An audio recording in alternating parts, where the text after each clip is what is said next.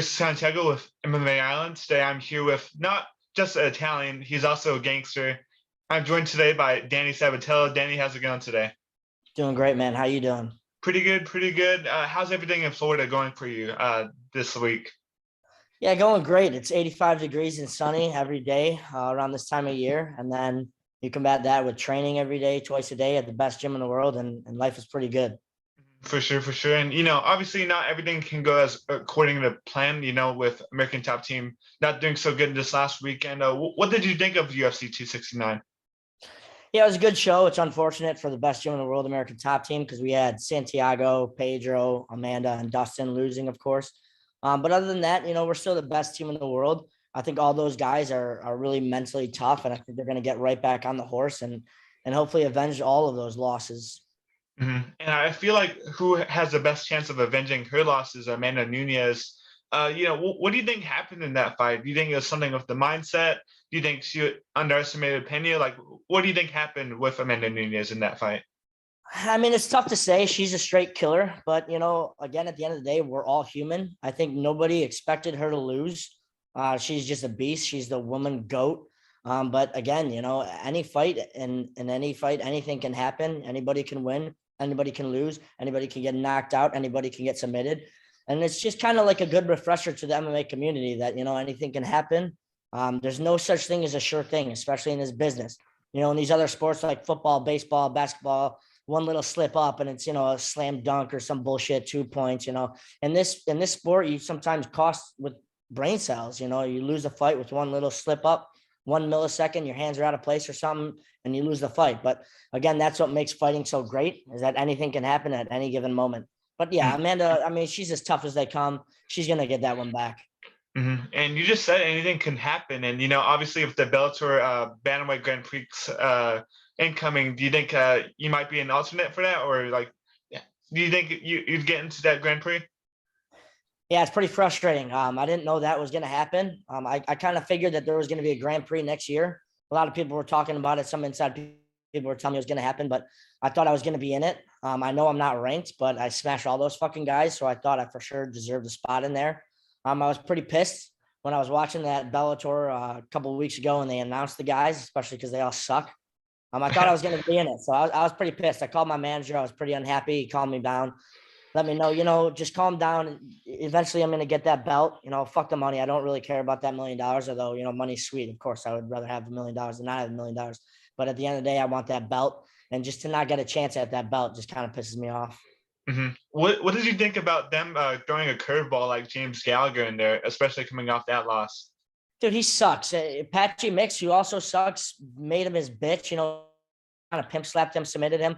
Both those guys are kind of garbage to me. Patchy Mix, of course, misses weight. That's just Bush League.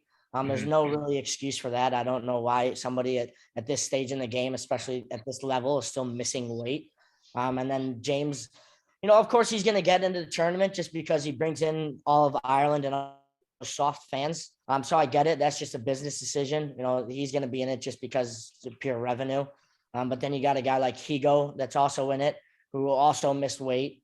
I just think I see these guys are just unprofessional in this weight class. And it's just really frustrating. I think I deserve a spot, but it is what it is. No matter who I fight next, they're fucked either way. Do you think do you think there's a possibility that they might bring you as an alternate, or are you just going to keep fighting the good fight? Yeah, I mean, I don't really take off with training. I don't really believe in training camps. I always train twice a day, every day at American Top Team. Sometimes when you don't have a fight, you're not tailoring a game plan towards a specific opponent. And that's kind of what I'm doing right now. But I'm still training twice a day, every day, hoping that I do get a spot just because, man, this game is so crazy. You never know what's going to happen. Somebody could get corona. Someone could get hurt. Someone can miss weight. I'm hoping that I'm an alternate. I know Josh Hill also thinks he's an alternate. I'd be willing to fight him early next year for that alternate spot. So yeah, I'm hoping for an opportunity to get in. I'm staying ready. I'm training fucking my ass off, but I always am. And again, I hope I do get in. I hope this isn't it. I hope these 8 aren't the set 8. Something happens and I get in. And who's your number one pick to win the tournament? Kyoji Horiguchi. Yeah, by far. I think nobody touches him. I know he just lost to Pettis. But man, he got so lucky. Kyoji was just murdering him, dominating him that Yeah. entire fight. I know going into that fight, I think Kyoji was like minus 170, 175, depending on the book. And even though he lost, I think if they did a rematch, Kyoji would be like minus 300. I mean, he's so much better than Sergio Pettis, and Sergio is the champ. So, I mean, I think nobody touches Kyoji in that tournament. For sure, for sure. That's a very good prediction. And just going back to your last fight, you were scheduled to fight Johnny Campbell at Bellator 264. I attended that fight, but I think it got pulled off because of a positive COVID test for you. What was the situation like at Bellator 264? Yeah, it sucked because I didn't have any symptoms, so I kind of just wanted to retest just in case. If I had it, I get it. Scratch the fight, that's cool. But I was a little bit frustrated because I didn't have symptoms and they didn't retest me. But I mean, it is what it is. It's such an unfortunate spot to be in. I was kind of heartbroken with it. I wanted to go in there and smash Johnny Campbell, especially because he was talking a lot of shit, and I would just absolutely murder that guy. But yeah, the fight didn't get to happen, and I thought they were going to be able to rebook it. I was calling for them to rebook it all that next week, and really that whole month. They didn't. Kind of pissed me off. I hope I do fight that guy still one day. But that was back in August, and then I haven't fought really since May. The Brett Johns fight. So I haven't fought in a while, and at this point, I'm looking to fight anyone. I call out everybody. I call out anybody. I call out ranked guys, unranked guys. I'm hoping to get a ranked guy like Jornel Lugo, Josh Hill, or what's that other guy? Cass Bell. Yeah. But if I don't get a ranked guy, that's fine. I want to fight so bad right now, man. I'm just going crazy.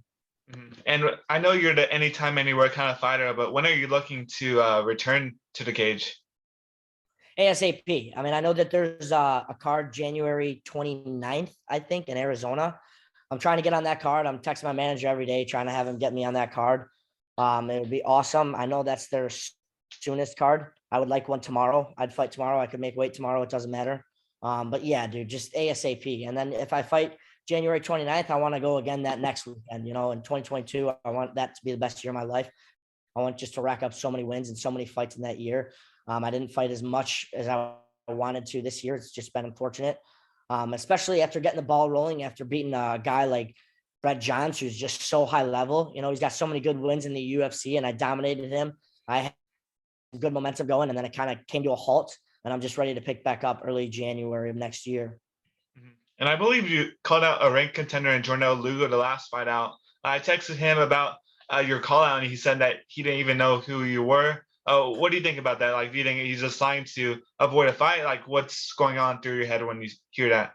Okay, well, I mean, if he didn't hear who I was, now he knows who I am now, and he hasn't said shit. So obviously he's a little bit scared.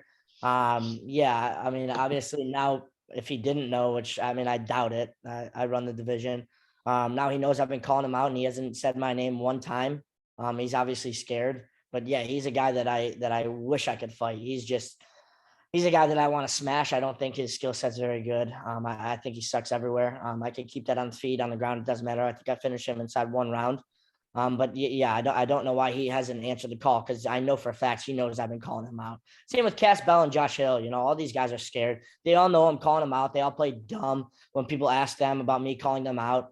And then now that they know, why aren't they answering the call? Why aren't they calling me out back? Obviously they're scared, and they're all a bunch of pussies. I got a name game for you. Like, I'm going to give you a name, and you're going to say the first thing that comes to mind. Kyoji Horiguchi. Absolute samurai. Sergio Pettis. Pussy. Rafion Stotts. Bitch. Patchy Mix. Sucks. Can't wait for this one. James Gallagher. Loser. And what do you think about the names in the UFC? Peter Yan. Yeah, Peter's really good. He actually came to American Top Team for one of his camps. I think it was last year. So I got to get some good goes in with him. He's good. I hope we do sometime a cross promotion where some Bellator guys can fight some UFC guys. It doesn't look like it's going to happen, but I hope one day that does happen. Peter's a great fighter. I'd like to fight him someday too. But yeah, you never know, I guess. Jose Aldo.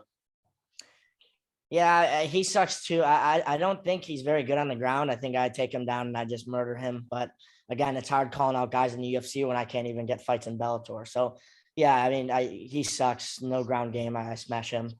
And one last one for you. This guy says he's the best wrestler in the bantamweight division. Aljamain Sterling.